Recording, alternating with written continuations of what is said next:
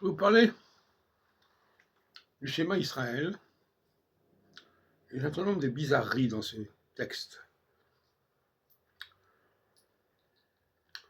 Dans Deutéronome,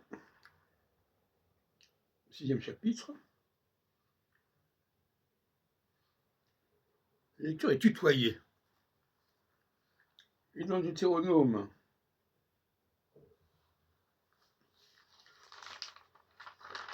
du 11e chapitre, il est vous voyez.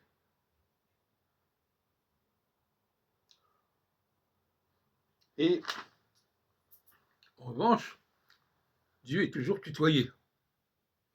Mais quel intérêt y a-t-il à des commandements qui sont formulés à la deuxième personne du singulier?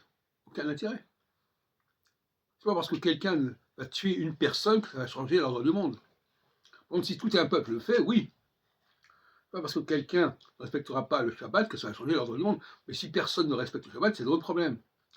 Donc, c'est très curieux. Écoute Israël, c'est un...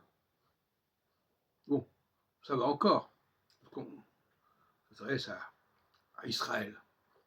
Mais ensuite, il est marqué, tu aimeras l'Éternel ton Dieu, de tout ton cœur, etc., que tes paroles, que je t'adresse aujourd'hui soient gravées dans ton cœur, tu les inculqueras à tes enfants. C'est du tutoiement. Et ensuite, curieusement, un peu plus loin, or, si vous êtes docile aux lois que je vous impose en ce jour,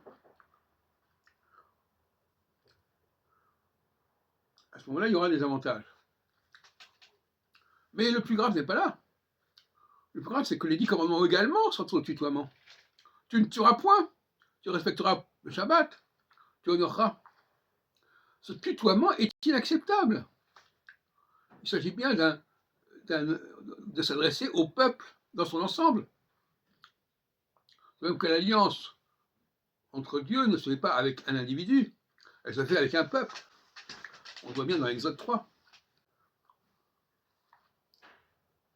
Donc là, il y a une bizarrerie, je ne sais pas si elle a été signalée.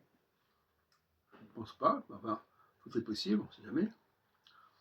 Mais il faudrait savoir si Dieu s'adresse aux Juifs, en particulier, par le tutoiement ou par le vouvoiement. Et si c'est par le vouvoiement, ça fait sens. Si c'est par le tutoiement, c'est un non-sens.